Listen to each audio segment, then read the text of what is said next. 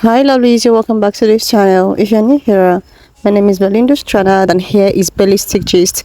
Don't forget to please subscribe to this channel, turn on notifications so that anytime I upload a video, you'll be the first person to be notified. And to my returning subscribers, thank you so much for all the love and support. To those people that share my videos, leave your commentaries, and also educate you guys are the real MVP. Thank you so much for all the love and support. Alright lovelies, let's dive in today's video. So guys, I came across this video on my For You page on TikTok and I thought I'd show you guys where this Asian woman is yet again setting records straight to, delusionals, and I was just able to put up some of her videos. I'm just gonna roll the clip as well as some of the videos I was able to put together. Please leave me your own thought in the comment section and let's dive into it. Since you ask, black people in the United States on average were more successful than Asian Americans up until the 1950s and 60s when the United States started pushing the model minority myth. If you look at census data from the 1940s, black people were earning significantly more than Asian people. But the United States was engaging in military actions in Asia under the guise of bringing democracy and fighting against communism when the rest of the world started to wonder, with the internment of Japanese Americans during World War II, the Chinese Exclusion Act, and Jim Crow, what business did the United States have being in another continent telling other countries how to operate when they treat their own people so poorly? That's when the United States started to say, no, Asians are doing great. They work hard, they're quiet, they don't protest, and they are lifting themselves up by their bootstraps out of poverty. The problem is black people who are protesting. And opportunities that were previously withheld from both black and Asian people started being provided to Asian people and continued to be withheld from black people. Then in 1964, when the Civil Rights Amendment finally passed and black people were supposed to receive equitable access to those opportunities, in 1965, the United States opened the door to Asian immigration with the Hart-Celler Act and continued giving those opportunities to Asian people. Very importantly, the ability and resources to open, own, and operate businesses in black neighborhoods, which effectively deprived black people of the ability to invest in their own neighborhoods. Now, in case you're still thinking, no, it really is about emphasis on education, by the 1980s, an Asian American without a high school diploma was earning about the same as a white person without a high school diploma, and both were earning significantly more than a black person without a high school diploma. So that has nothing to do with educational attainment and everything to do with the opportunities provided.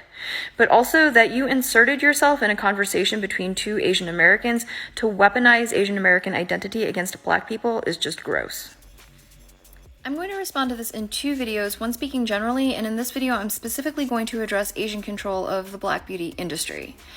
Now, this is a topic that is a huge source of tension between black and Asian Americans. So before I get into it, I want to make a couple of things clear. As an Asian American, I have never liked saying a problem is a particular ethnicity or is not a particular ethnicity. However, in the past, when I have talked about this comment and referenced Asian Americans generally, I have been perceived as throwing all Asian Americans under the bus. So to make it clear, it is a relatively small percent of the overall Asian American population that engages in this business. However, it is important that we acknowledge that this predatory business behavior is a significant contributing source of the aggression and daily violence that is faced by many black people. So now getting into it, there is such a prevalence of Asian-owned and operated businesses that sell beauty products for black people in black neighborhoods that at this point, Asians also control distribution and manufacturing. And what that means is that in this context, Asians do hold the systemic power to deprive black people of economic opportunity by preventing them from opening these businesses in their own communities. A prospective black business owner can have secured financing, secured a property, and met all other licensing requirements, yet still not be able to open an account from a distributor because the distributors are Asian and they don't want black business owners competing with Asian business owners. Now, this is something that is specifically East Asian. I've heard that black business owners have better luck opening accounts with Indian distributors, and I would love to hear from people if this is true, because I would hope that it would create competition. Now, in case there are people who are thinking, I can't believe that in East Asian just said that she hopes that East Asian businesses are driven out, that's not what I'm saying.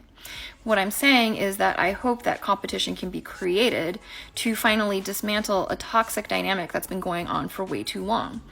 Predatory businesses would be faced with a choice to either remain predatory and go out of business or become competitive and improve customer service, which is something that should have happened decades ago. This may be the most important thing that I ever say.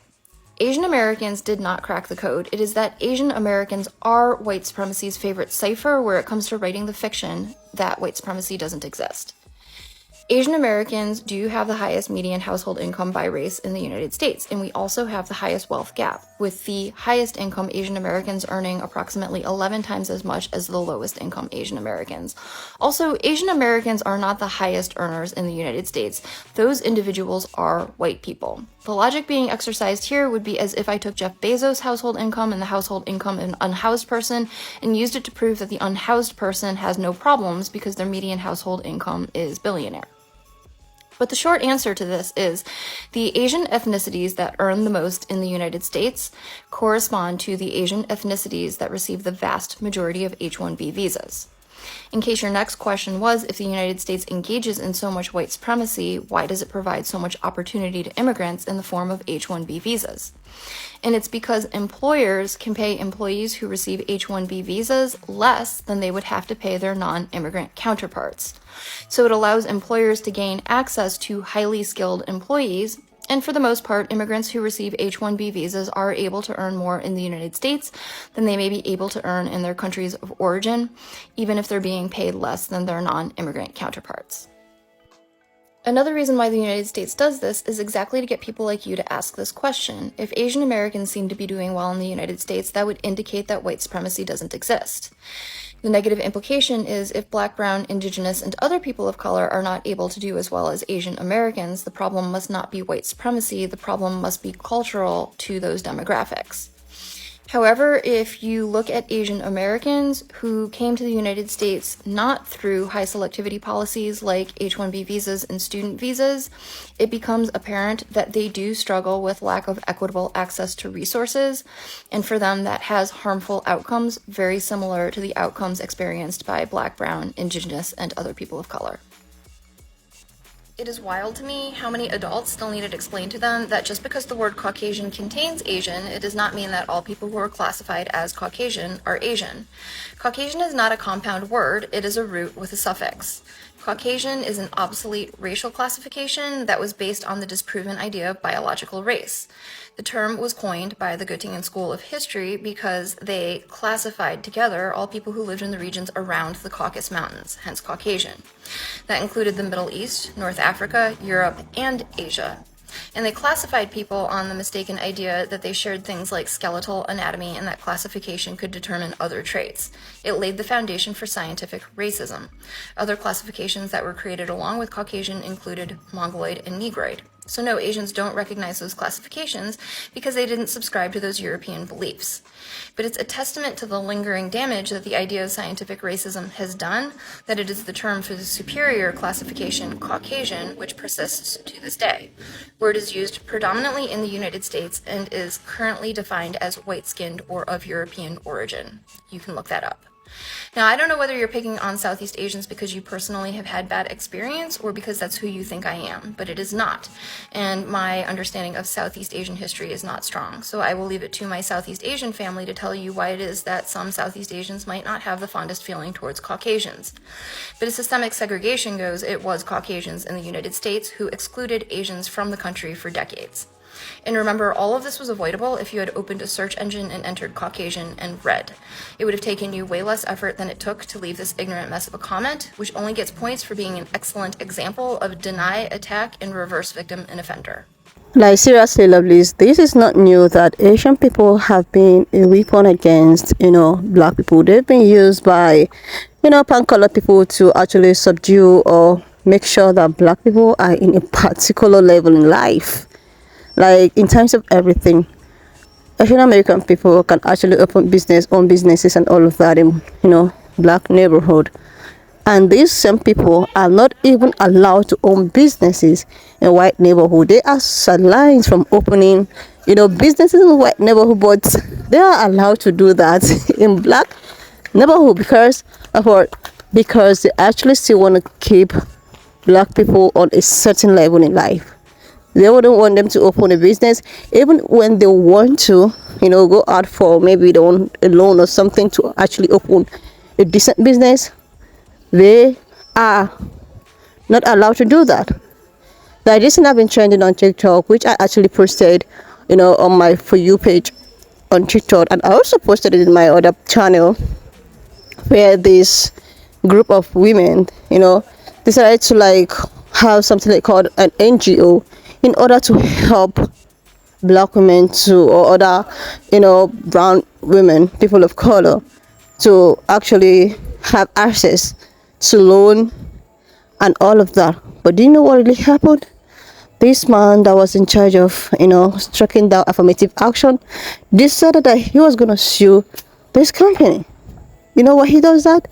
Because he did not want black women to stand. He did not want, anything suitable for black community.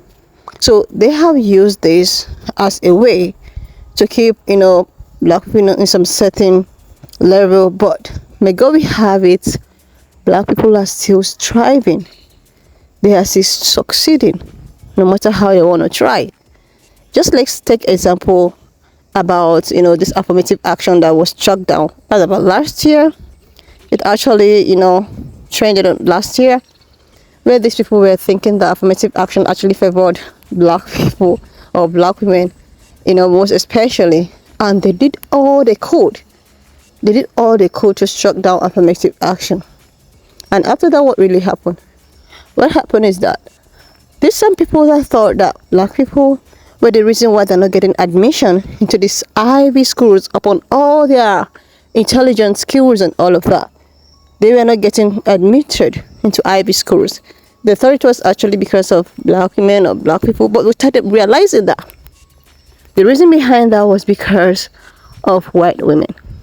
But upon all the shenanigans that happened, affirmative action was struck down. That was when they now realized that, oh my God, it was actually not black women, nor is it black people. It was actually, pan-colored people using them again as a pawn to keep black people on a certain position. Anyways, lovelies, why not just leave me your own thoughts in the comment section of what you think of this video. And do not forget that we do not support any form of bullying, harassment, or whatsoever. We're just here for educational purposes. So please, share this video, subscribe to this channel if you're yet to do that, and I will see you lovelies when I upload the next one.